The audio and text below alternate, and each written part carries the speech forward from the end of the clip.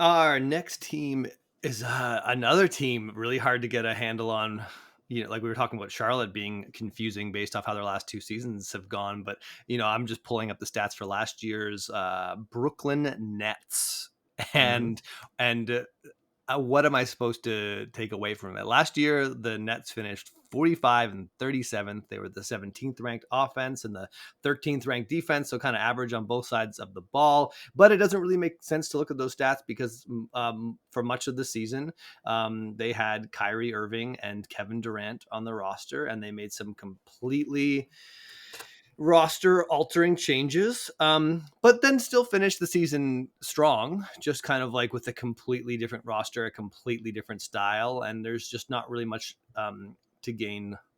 There's no statistical insight to gain from that. They did make the playoffs. They got swept by the Sixers. They played kind of an admirable series where they kind of did all the right things and messed up Philly. There was just such a talent discrepancy.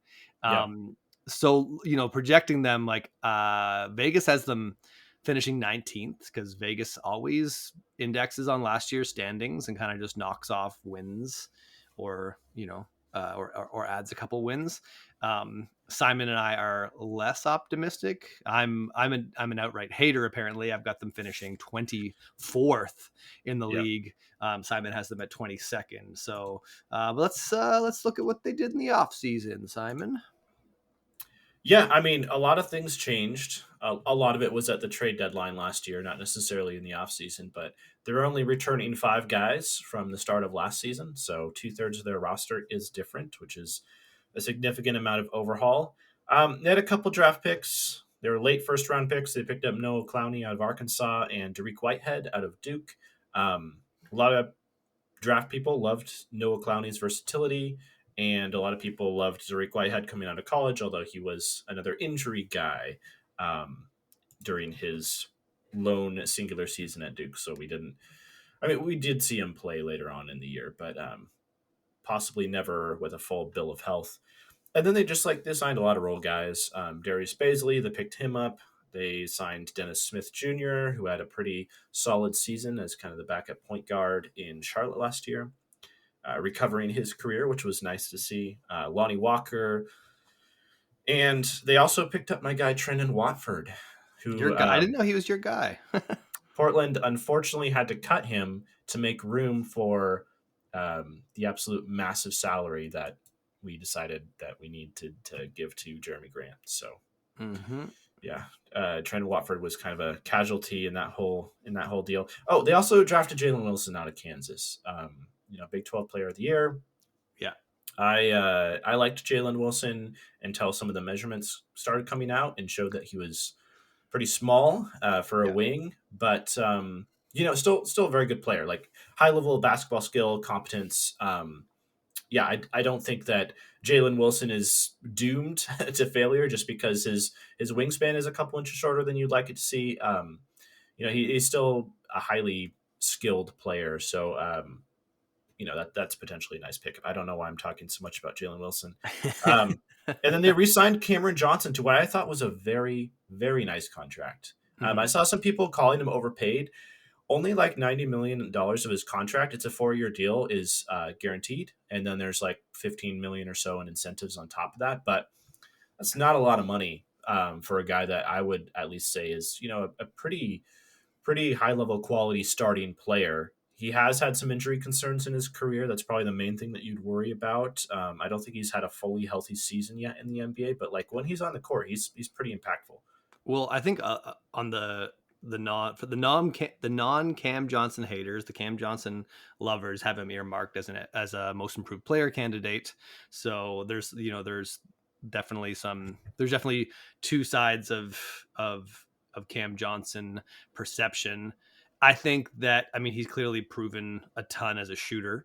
Yeah, He's a like a big. Sometimes he looks huge out there. Sometimes he looks like a legit, like, big, like a 4 size kind of player.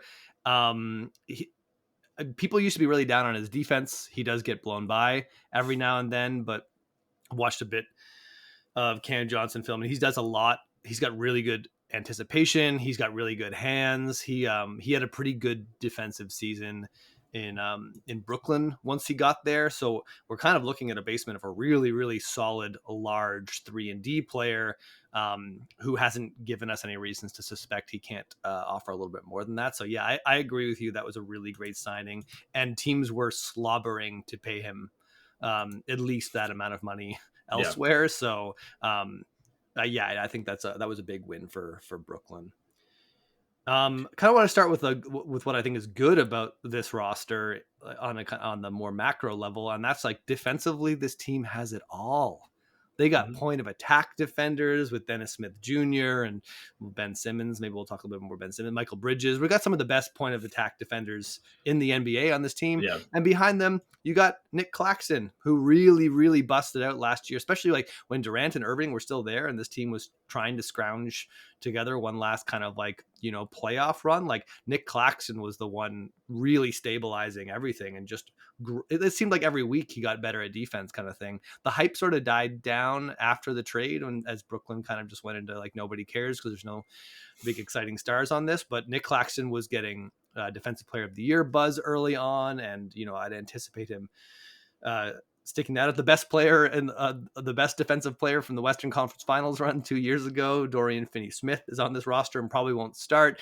Utah's best defender or second best defender after Gobert from all those playoff teams, Royce O'Neal, is on this roster. Like these guys aren't even going to start. They've got really high level guys that have been the best wing defenders on good teams are coming off the bench for this. Like the defensive menace potential is so high here. Like this team, if this team is not a top 10 defense or better, that will be an extremely disappointing season for Brooklyn, because I think they've got so much potential there. Yeah, I think that's I hope Jacques Vaughn is ready for this job. Well, if We've he's not now, he never will be. This is Yeah, like because this is one of those things where it's like the personnel is so great that the only thing that could really hold this team back is coaching or horrible injury luck, I guess. But um, like you have all the tools to be an elite defensive team. Like probably the only thing that they really struggle with at all is like post defense, and that only really matters if you're playing Philly or Denver against the other 27 teams in the NBA that you're going to be playing. Who yeah, cares, yeah, right? they're So skinny. I mean, we yeah, saw that against Embiid. They swarmed that they swarmed him to death, and they did make Joel Embiid really unhappy.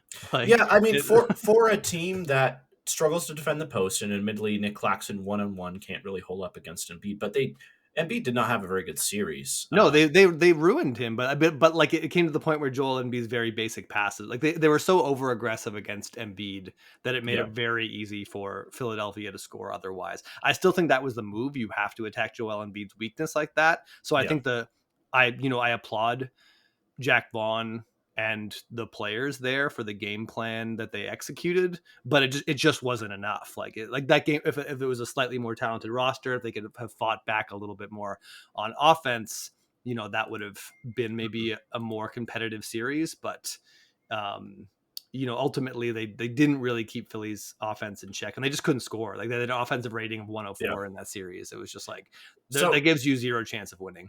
so I have a question for you. If this team is so talented on defense and has such high upside, why do you not have them higher than 24th in the NBA? Well, I guess let's go over and look at the other side of the ball, where I feel like not enough people are talking about they want to run an offense built around Spencer Dinwiddie and Mikal Bridges. Um, Yeah, Mikal Bridges had a really great season last year. Like I don't think. I mean, lots of people were really high on Mikal Bridges, but he did more than most people were anticipating with his pull-up game, his off-the-dribble stuff. But ultimately, like we're still talking about a pretty skinny player who struggles to really like get to the rim, and isn't like an amazing playmaker, solid playmaker, but not kind of mhm, like a star level one. And that's their best offensive player right there. And then you go down to like after that, we're talking about Spencer Dinwiddie and Cam Thomas and Cam Johnson. Cam Like, Johnson. Yeah, no, Cam Johnson is absolutely their second best offensive player. but Cam Thomas is also like, if he's in the rotation at all, he's going to be coming out and gunning, and he's going to be out there for Yeah, offense. I And they mean, he's don't going have to very be. many Yeah, he's absolutely going to be doing things on offense. You're right. if he's in the rotation, because Yeah, Jack Vaughn went pretty back and forth with him last year. He has some firepower, but also very questionable decision maker at the guard spot. And I just like that's not an NBA offense. Like No. I think like what if Mikal Bridges um takes a step back? Like I think everyone's just assuming he's got another level to unlock, and I'm like, I'd need to see what that was because he shot the ball really well once he got there. Everything kind of went well. I'm unclear of what Mikal Bridges like next step would look like besides maybe just sort of like being a snappier playmaker. But he doesn't, Yeah. again, like he doesn't really pressure the rim very much just because he's not like, Yeah. this Well, guy's, no one on this team really does. So yeah. I that's mean, like hardly Nick unique. Claxton as a rim runner, but I don't know who's like the pick and roll partner who's like finding him a lot of the time, unless like again like Ben Simmons becomes an NBA player again, which I don't think is anything anyone should anticipate. I'm rooting for it. If it happens, I'll be really happy for him. I think Ben Simmons has had a pretty,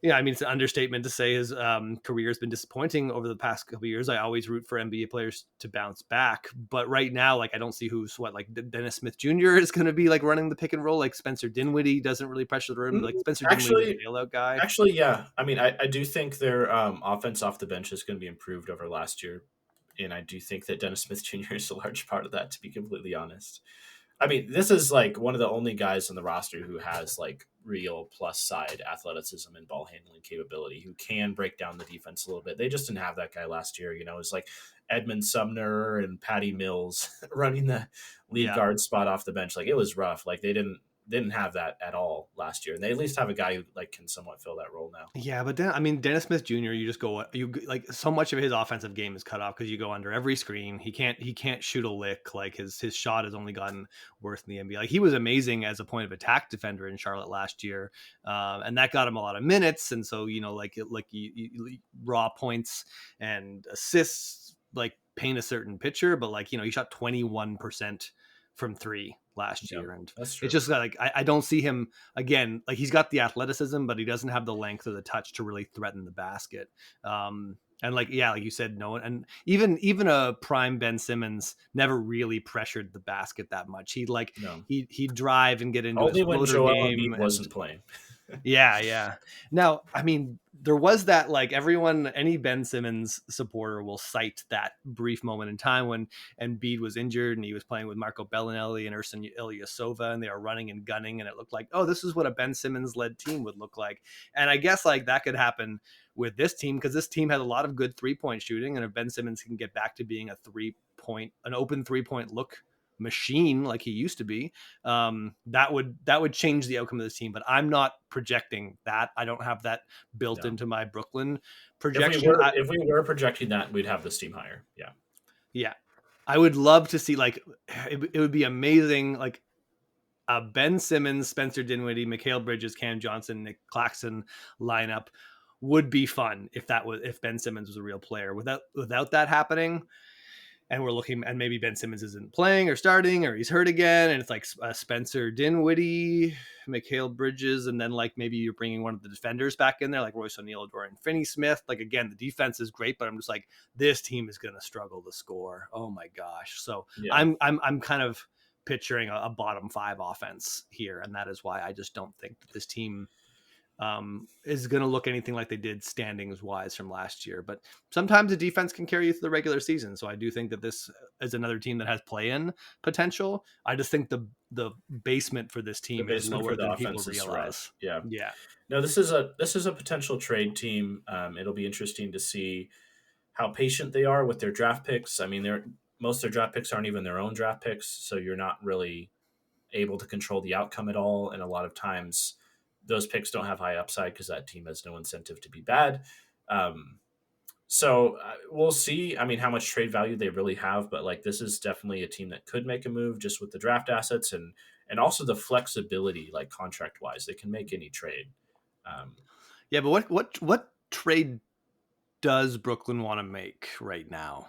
well, yeah, that's the question. I mean, do they want to trade for a guy like Tyler Hero? I mean, I don't know. I mean, certainly Miami and Portland would You're trying to probably. upgrade that Cam Thomas spot into that Right. Spencer No, no. Dinwiddie spot. I'm sure Miami and Portland would love it if Brooklyn was interested in the services of Tyler Hero and could return a few assets to improve Miami's offer for Lillard. But like, I don't know if Brooklyn I, wants to move in that direction. I don't see them wanting to give up assets for something that just kind of boosts their off. This team does want to be competitive. I get it. So maybe there is something there. They still have draft picks going to Houston. Hmm. Though I don't have the draft picks up in front of me, so I don't know if they specifically owe a pick this year or not. But so you could see them like being very interested in qualifying for the play-in tournament, right? Like Yeah. some teams, you're just like, well, you want the play-in so badly. At least that's just like, you want to get as low down in the lottery as possible if you are giving up a pick or whatever. But um, yeah, I mean, this is a team that just like it was a couple years ago that we were we were enjoying the fun experience of like D'Angelo Russell and Jared Allen and this plucky, fun, young, upcoming team making the playoffs, and then they gave up everything to put together three like superstars, and we all know how that went, and that fell apart. So now they're back to this like fun, young, scrappy team that's like maybe a borderline playoff team. And I don't know, like if you were Sean Marks or if you were the owner, like what do you even want right now? Like you've been through so much emotionally. How Hmm. do you like? I can't picture them going all in again. Like I think they want to get back to just like a point of stability, get back to the point where the draft capital is a little bit more sorted out and they've been competitive and fun for a little bit. But who knows? Like this franchise is obviously Right. Which is if you do make a trade, it's gonna be for a younger guy who's under contract for a while. yeah. And that's always a very hard piece to find. But if someone becomes available, especially in sort of like bigger deals, I think Brooklyn will want to be a player and get in on that. But I think they're trying to like build up their hoard of assets rather than spending them already just to sort of like upgrade their backcourt or something like, which I think that Tyler Hero trade would be an example of that. I'd be Yeah. a little surprised if that's the direction they went, but I can kind of see it. So Yeah. Okay, that's all we have for Brooklyn. yeah.